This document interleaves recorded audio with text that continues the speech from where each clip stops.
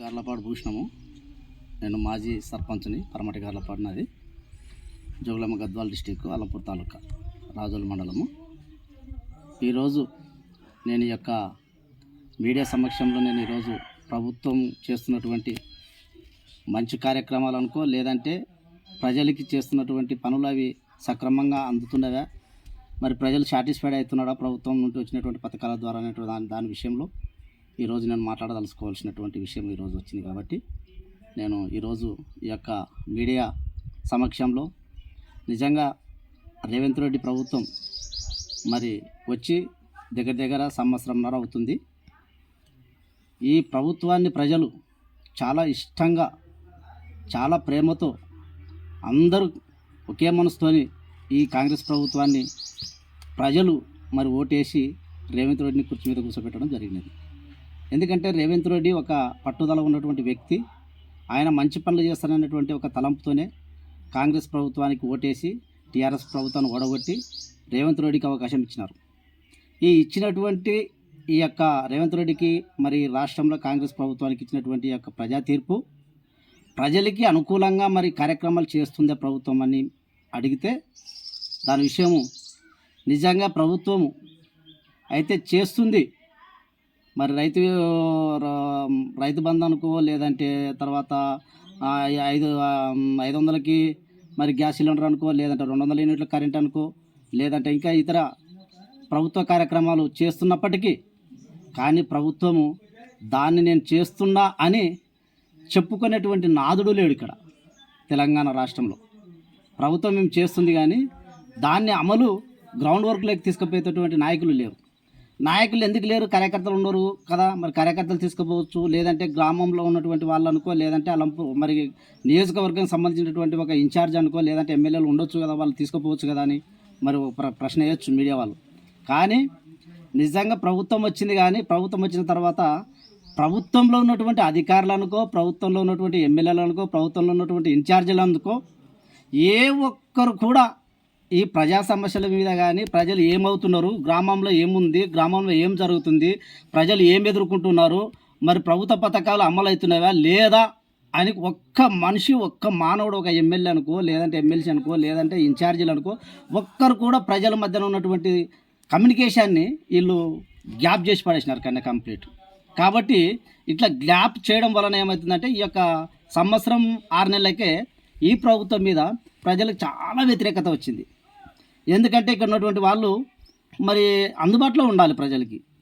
మనల్ని ఎందుకు ఎన్నుకున్నారు, మనల్ని ఎందుకు యాక్సెప్ట్ చేసినారు అనేది మనం ఆలోచన చేసినప్పుడు ప్రజల మధ్యన ఉండాలి ప్రభుత్వం. నిజంగా ప్రభుత్వం మరోసారి నా ప్రభుత్వం రావాలి, కాంగ్రెస్ ప్రభుత్వం రావాలి, కాంగ్రెస్ ప్రభుత్వం ప్రజలకు మంచి పని చేయాలనుకున్నప్పుడు నాయకులైనటువంటి వ్యక్తులు వాళ్ళు అండర్ గ్రౌండ్లోకి వచ్చి గ్రౌండ్ కాడ ఉండి వారి సమస్యలు ఏంది, వారి బాధలు ఏంది, వారు ఏ సమస్యలు మరి ఎదుర్కొంటున్నారు ప్రజలు గ్రామాలలో అని వెరిఫికేషన్ చేయాలి ఇక్కడ ఉన్నటువంటి నాయకులు.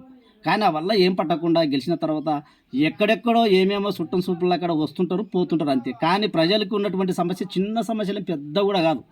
ఏవి అవసరం ఉంటే ఒక రేషన్ కార్డు అవసరము, లేదంటే ఒక డ్రంక్ అండ్ డ్రైవర్ ఏదో స్కూటర్ పట్టుకుంటే కానీ, లేదంటే పోలీసులు ఏదో ఇంకో విషయం అనుకో, లేదంటే ఎంఆర్ఎఫ్ కార్డు రేషన్ కార్డు విషయం అనుకో, లేదంటే క్యాస్ట్ ఇన్కమ్స్ విషయం అనుకో, లేదంటే చిన్న విషయాలు. ఈ చిన్న విషయాలు ప్రజలు కోరుకుంటారు. ఏం పెద్దగా నాకు ఆస్తి కావాలా, అంతస్తు కావాలా, బంగ్లాలు కావాలని ఎవరు కోరుకోరు. ఈ చిన్న సమస్యల విషయంలో ఇక్కడ ఉండి ప్రజల మధ్యలో ఉండి నాయకులు దాన్ని ఫుల్ఫిల్ చేసుకుంటూ ఉంటే ప్రభుత్వం, కాంగ్రెస్ ప్రభుత్వం మళ్ళీ రావడానికి అవకాశాలు ఉంటాయి. కానీ అవి ఏమి చేయకుండా ప్రజల మధ్యన ఉండకుండా ప్రజలకి గ్యాప్ ఇస్తూ ఏదైనా సమస్య చెప్పుదామంటే ఆ సమస్య వినకుండా వాళ్ళంతరికి వాళ్ళు ఇంకా మాకు గవర్నమెంట్ వచ్చింది కాబట్టి మేమే రాజులము, మమ్మల్ని ఎవరు ప్రశ్నిస్తారు, ఎవరు అడుగుతారు అనేటువంటి ధీమలో ఈరోజు కాంగ్రెస్ సంబంధించినటువంటి నాయకులు ఉండరు. అట్లా ఉంటే కాంగ్రెస్ పార్టీ సర్వనాశనం మళ్ళీ అవుతుంది ఖచ్చితంగా. ఎందుకంటే అట్లా ఆ విధంగా ఉన్నబట్టే టీఆర్ఎస్ పార్టీని సర్వనాశనం చేసి మీకు అప్పచెప్పినారు. మీరు దాన్ని జాగ్రత్తగా చూసుకోవాలి. అట్లా చూసుకోకుండా విచ్చలవిడిగా మీరు మీ ఇష్టానుసారంగా మరి ప్రజల్ని విడిచిపెట్టి వదిలేసి వాళ్ళ అవసరతల గురించి తెలుసుకోకుండా, వారి సమస్యలు ఏందని తెలుసుకోకుండా మీ అంతరికి మీరు సంపాదించుకుంటున్నారు, మీ అంతరికి మీరే ధనవంతులు కావాలని ఆశపడుతున్నారు. కాబట్టి ఇటువంటి ఆలోచనలు ఉంటే ఖచ్చితంగా ప్రజలు మళ్ళీ ఎప్పుడోసారి తిరస్కరిస్తారు. కాబట్టి ఆ తిరస్కరించకుండానే ముందే వాళ్ళకి ఆలోచన రాకముందే ఇప్పుడే వచ్చేసింది. అది పూర్తిగా ప్రజల్లోకి అమలు చేయకముందే మనం జాగ్రత్త పడాలి. ఎందుకంటే నిజంగా ఒక్కొక్క ఊర్లో ఒక మండలంలో అనుకో ఒక గ్రామాలు ఉంటాయి, 11 గ్రామాలు, 12 గ్రామాలు, 13 గ్రామాలు అంత కొద్ది ఎక్కువ ఉండవు. ఆ గ్రామంలో ఎవరు ఉన్నారు, ఆ గ్రామంలో ఎవరు ఫేస్ఫుల్ చేస్తున్నారు, ఎవరు ఓట్లయితే ప్రజల మధ్యన ఉండి ఓట్లు వేపిస్తారు అనేటువంటి ఒక గ్రామంలో ఒక్కొక్కరు ఉంటారు. అప్పుడే ఒకరో ఇద్దరు ఉంటారు. వాళ్ళని సాటిస్ఫై చేయాలి. ఫస్ట్ ఏం సమస్య ఉంది మీ గ్రామంలో, మీ గ్రామంలో ఏముంది, ఏం చేయాలి, మనము ప్రజల కోసం ఏం చేయాలి, మన ప్రజలు నిలబెట్టి మనం గెలిచినారు కాబట్టి మనం ఏం చేయాలి అనేటువంటిది ఆ 3-4 పిలుచుకొని ఒక 2 నెలలకోసారో 3 నెలలకోసారో గ్రామాల్లో ఏం జరుగుతుంది అనేటువంటిది వెరిఫికేషన్ చేయాలి ఇక్కడ ఉన్నటువంటి నాయకులు. అది ఏమి చేయకుండా అది గాలికి వదిలేసి మరి ప్రభుత్వానికి చెడ్డ పేరు తెప్పిస్తూ, నిజంగా నేను అనుకుంటాం ఇప్పుడు కాంగ్రెస్ ప్రభుత్వం వచ్చింది, 14 ఏళ్ళు కాంగ్రెస్ కార్యకర్తలు మసైపోయిండ్రు. మళ్ళీ ఇప్పుడు కనీసం కాంగ్రెస్ గవర్నమెంట్ వచ్చినాకనన్నా కనీసం కార్యకర్తలు అనుకో లేదంటే ప్రజలు అనుకో అందరూ ఏదో కాస్త పూస్తూ కొంచెం బతకాలనే కదా ఉండేది.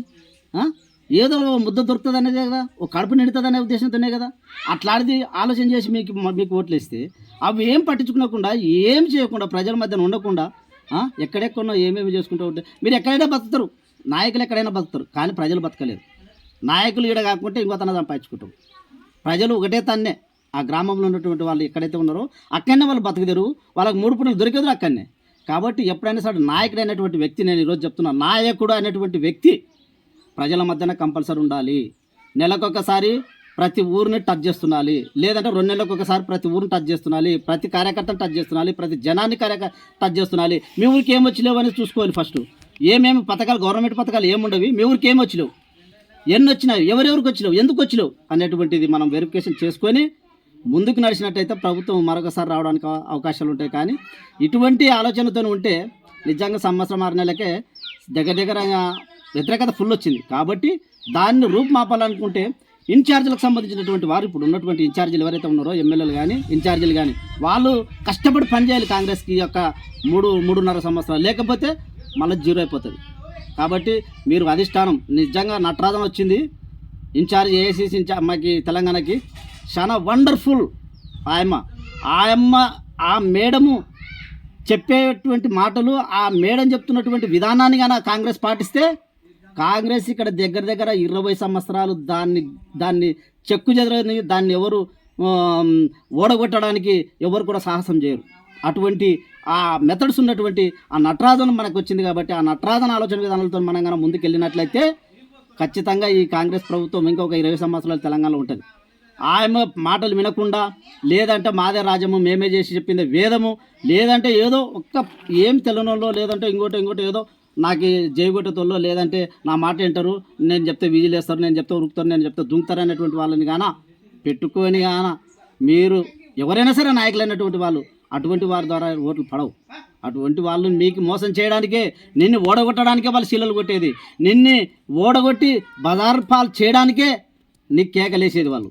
కాబట్టి దయచేసి అటువంటి వాళ్ళు కాకుండా నీతి నిజాయితీగా ఊర్లో ఎవరైతే ఉన్నారో 10 ఓట్లు ఎవరైతే మరి వాళ్ళకి అవగాహన కల్పించి ప్రభుత్వం సంబంధించినటువంటి పథకాలను అవగాహన చేసి వాళ్ళని మోటిఫైడ్ చేస్తారో, ఎవరైతే ఆ మోటిఫైడ్ చేసి ఆ మోటిఫైడ్ చేసినటువంటి వ్యక్తులను ఓటుగా మలుస్తారో అటువంటి వాడు కావాలి, అటువంటి వాళ్ళు ఉండాలి.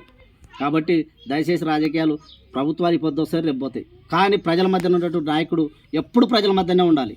ప్రజల మధ్యన ఉంటేనే శాశ్వతంగా ఒక మంచి వ్యక్తి, మంచి క్యాండిడేట్, లేదంటే మంచి గుణగణాలు ఉన్నటువంటి వ్యక్తి, మంచి రాజకీయ నాయకుడు అన్నటువంటి పేరు వస్తుంది. కానీ ప్రభుత్వం ఉన్నప్పుడేమో గాలికి వదిలేసుకొని ఎక్కడెక్కడ మనం చేస్తే, ప్రభుత్వం ఉన్నప్పుడు మన కనీసం ఏదో ఒక గ్లాసు మంచి నీళ్ళు పోస్తే కూడా కార్యకర్త తృప్తి పడతాడు. చెప్తే కదా చిన్న విషయాలు కార్యకర్తకు ఉండాల్సింది. ఏదో ఇప్పుడు వచ్చింది ప్రజాపాలన, ఇప్పుడు ఒక ఇల్లు వచ్చింది, లేదంటే ఒక పింఛను, లేదంటే ఒక సన్న బియ్యము, లేదంటే ఒక రేషన్ కార్డు, లేదంటే ఇంకా కొద్ది ఏదైనా చిన్నవి అవి వచ్చినాయి. కాబట్టి అవి కార్యకర్తకి కొద్దిగానే కొంచెం మేలు చేస్తే కార్యకర్త గుండెల్లో పెట్టుకుంటాడు, ఏ పార్టీనైనా సరే. కాబట్టి నాయకుడు అనేటువంటి వాడు, నేను ఖచ్చితంగా చెప్తున్నా, నాయకుడు అనేటువంటి వాడు హైదరాబాద్ మకం ఎప్పుడు చూడకూడదు. నేను చెప్తున్నా, నాయకుడు అనేటువంటి అధిష్టానం కాడ ఎప్పుడు తిరగకూడదు. నాయకుడు అనేటువంటి వాడు ప్రజల మధ్యనే ఉండాలి. ఇంకొకటి కూడా చెప్తున్నా, ప్రజలు కొన్నిసార్లు మనం తిరస్కరిస్తారు, కొన్నిసార్లు వ్యతిరేకం చేస్తారు, మనం మంచి పనులు చేసినా కొన్ని వ్యతిరేకిస్తారు. కానీ దాని సహనంతో మనం దాన్ని ఫేస్ఫుల్ చేసినప్పుడే నాయకుడు అవుతాం. అట్లా కాకుండా మనము అది ఇది అట్లా నువ్వు అట్లేసలేవు ఇట్లేసలేవు లేదు అట్లా ఇట్లా అంటే మనం ఎప్పుడైనా సరే కార్యకర్తని నర్వస్ చేయకూడదు. మన కోటు లేదు, మన కోటేసలేరు, మన కోట అయినప్పుడు మనం ఏం చేయాలి, అరే బాబు, అరే అన్న చిన్నాయన పెదనాయన తాత మమ్మడ ఒరే నువ్వు పోయినసారి వేసలేవు ఈసారి నాకేయి, నువ్వు వేయకుండా కూడా నేను నీకు పని చేస్తున్నా అని నువ్వు దగ్గర తీసుకొని ఆ వ్యక్తులకు ఏం అవసరం ఉందో పని చేసినట్టయితే ఓటు పడని ఓటు మనకు ఎప్పుడైతే పడుతుందో అప్పుడు మనం విజయ తీరాలకు పోతాం. అంతేగాని మనకు ఓటు పడలేదని మనం అడ్డ దొబ్బితే ఆ ఓటు అట్టే పోతుంది, దాంతోపాటు ఇంకో కొన్ని ఓట్లు వాళ్ళు తీసుకొని వెళ్తారు. మరి ఎప్పుడు గెలుస్తాం మనం? కాబట్టి ఎవరైతే మనకు ఎప్పుడైతే ఆడైతే ఓట్లు పడలేవో ఆడనే వెతుక్కోవాలి, మనం ఆడనే తీసుకోవాలి జనాలని, ఆ ఓట్లనే మనం గ్యాదర్ చేసుకోవాలి. కాబట్టి ప్రభుత్వం ఇప్పుడు కాంగ్రెస్ ప్రభుత్వం మంచి పాలన చేస్తుంది.